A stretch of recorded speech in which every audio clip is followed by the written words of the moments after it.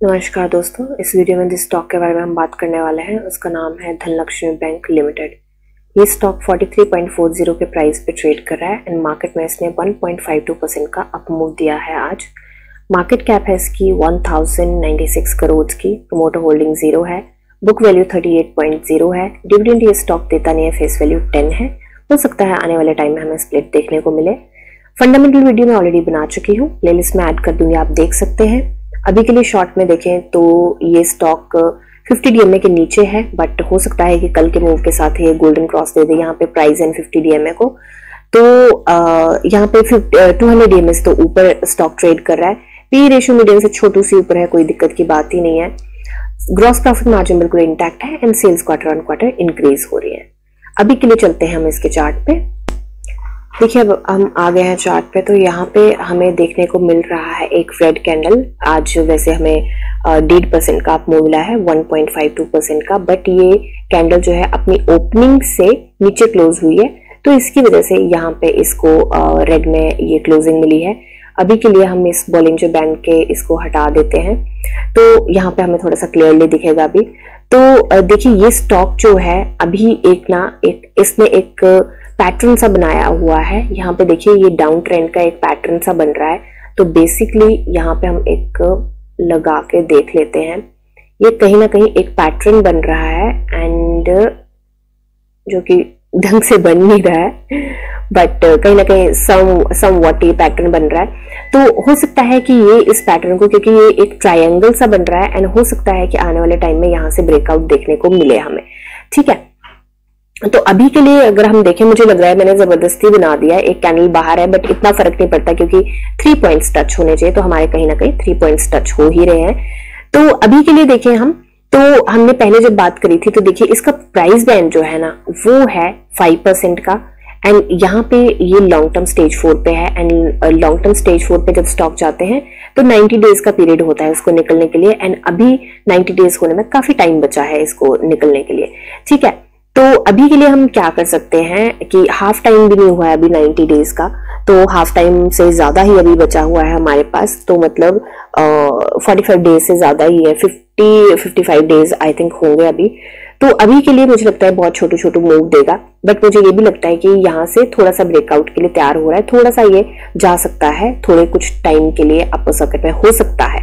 मैं ये नहीं बोल रही कि जाने ही वाला है, बट हो सकता है। और उसके रीजंस ये हैं, पहली बात तो ये कल वॉल्यूम आया था 7 लाख के आसपास एंड आज वॉल्यूम आया है 6 लाख के आसपास। वॉल्यूम तो नो डाउट कम हुआ है यहाँ पे, बट यहाँ पे देखा गया है अप मूव एंड यहाँ पे ये जो रेजिस्टेंस थी, मेरा जो रीजन है कि यहाँ पे जा सकता है ऊपर, ये जो रेजिस्टेंस थी इसकी जो कि बनती है 43.40, इसको इसने ब्रेक करके ऊपर सस्टेन किया है स्टॉक, ये एक पॉइंट है। दूसरा, ये वाली रेजिस्टेंस नो डाउट इसने ली है एंड ये वाली रेजिस्टेंस जो है वो स्ट्रांग भी है थोड़ी सी, तो अगर इसको ये ब्रेक कर देता है और इसके ऊपर सस्टेन कर जाता है 44.60, इसके ऊपर अगर ये सस्टेन कर जाता है तो मुझे लगता है कि बहुत फुल प्रूफ हमारी शॉर्ट टर्म एंट्री बनती है।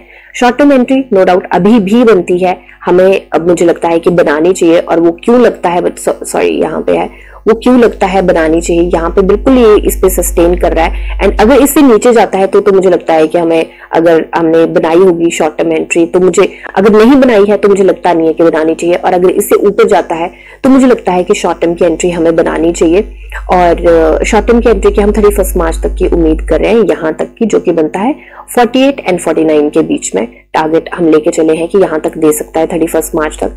तो पहला मेरा रीजन इसके ऊपर जाने का कि ये स्मूथिंग मूविंग एवरेज को RSI की लाइन ने कट किया है। दूसरा मेरा रीजन कि यूएस की मार्केट में थोड़ा सा ग्रीन जोन देखा गया है, मुझे लगता है थोड़े टाइम देखा जाएगा, अभी 2 4 5 दिन हो सकता है कि देखा जाए। क्यों देखा जाए? क्योंकि पहली बात तो ये कि डाउ एंड S&P 500 अपने ऑल टाइम हाई पे हैं। दूसरी बात, वहां पे जो इंटरेस्ट रेट है उनको कट करने की बात करी गई है, तो वो एक अच्छी न्यूज है वहां के लिए, तो वो एक रीजन है।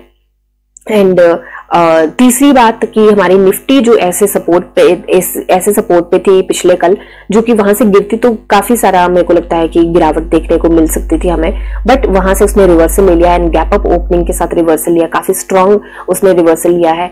तो वो भी एक चीज है कि यहाँ पे बैंक निफ्टी एंड निफ्टी उन सबका स्टॉक मिलेगा, मार्केट का सपोर्ट तो ऑफ कोर्स मिलेगा, स्टॉक नहीं मिलेगा, सपोर्ट मिलेगा। तो उसके साथ मुझे लगता है कि ये छोटी सी रैली दे सकता है। एंड ऊपर से ये भी बात है कि और कितना गिरेगा और कितना ही गिरेगा, कहाँ ही जाएगा। तो मुझे लगता है कि थोड़ा सा, क्योंकि स्टॉक तो स्ट्रांग है, जो न्यू व्यूअर्स हैं जिनको लगता है कि रिजल्ट गंदा आया है, उनको मैं बता दूं कि रिजल्ट की मैंने 2 वीडियो डाली है रिजल्ट आउट की, एंड दूसरी वाली जो एनालिसिस है उसको जरूर देखें। उसमें एक्सप्लेन किया है मैंने कि रिजल्ट क्यों अच्छा आया है, एंड रिजल्ट ऑनेस्टली बहुत ज्यादा अच्छा आया है इसका, एंड जो मूव इस कंपनी ने लिया है वो भी बहुत अच्छा है। तो हर एक चीज से स्ट्रांग है स्टॉक, एंड मुझे लगता है कि इसको जाना भी चाहिए। एंड वैसे भी जो एनालिस्ट हैं संजीव भासीन सर, उन्होंने भी बोला हुआ है कि ये स्टॉक जो है एक रैली दे सकता है। अभी तो स्टेज 4 में चला गया तो 5% का बैंड आ गया, ऊपर से करेक्शन आ गई तो रुक गया। अदरवाइज उन्होंने भी बोला है कि 75-80 तक की ये रैली दे सकता है। तो अभी मैं उसकी उम्मीद नहीं करी। मुझे ये तो लगता है कि जून के जो इलेक्शन सारा कुछ खत्म हो जाएगा, इसका तामझाम जून के फर्स्ट वीक में, तो मुझे लगता है कि उसके बाद अगर प्राइस बैंड चेंज हो गया तब तक, तो मुझे लगता है कि बहुत जल्दी हमें 70-75 तक की रैली दे सकता है। एंड तो मैं यहाँ के टारगेट लेके चली हूँ जून एंड के। मुझे लगता है कि 70-75 के बीच में, 70 और 80 के बीच में ट्रेड करता हुआ हो सकता है हमें दिखे। एंड अभी 31 मार्च तक के मेरे टारगेट हैं, यहाँ तक के 49 के तक के टारगेट हैं। एंड जो क्वार्टर का इसका रिजल्ट आएगा 1-1.5 महीने बाद, उस तक के मेरे टारगेट हैं कि हमें ये स्टॉक हो सकता है 55 के आसपास ट्रेड करता हुआ दिखे। ठीक है, अब ये जो सारे मैंने यहाँ पे 3 टारगेट दिए हुए हैं कि क्यों लग रहा है मुझे, इसमें ना कोई ग्लोबल न्यूज, धड़ाकेदार गलत न्यूज या कोई जैसे मार्केट गिर जाए, ऐसी न्यूज का मैं प्रेडिक्शन नहीं कर सकती। तो ये बेसिकली ये वो वाला सिनेरियो होता है जब मार्केट भी सपोर्ट करे थोड़ा सा, राइट। तो I hope you understand that, क्योंकि कई बार मेरे को क्वेश्चन आते हैं कि आप जो बोलते हो वो तो हो नहीं रहा। अरे मेरे को नहीं पता ना मार्केट गिरेगा, मुझे नहीं पता ना क्रैश आएगा, तो वो सारी चीजें नहीं पता होती हैं, राइट। तो वो सारी चीजें आपको समझनी चाहिए कि मैं यहाँ पे मार्केट एनालाइज कर रही हूँ, मैं प्रिडिक्ट नहीं कर रही हूँ। तो कृपया उस सारी चीजों में मेरा भी थोड़ा सा साथ दें तो मुझे भी खुशी होगी।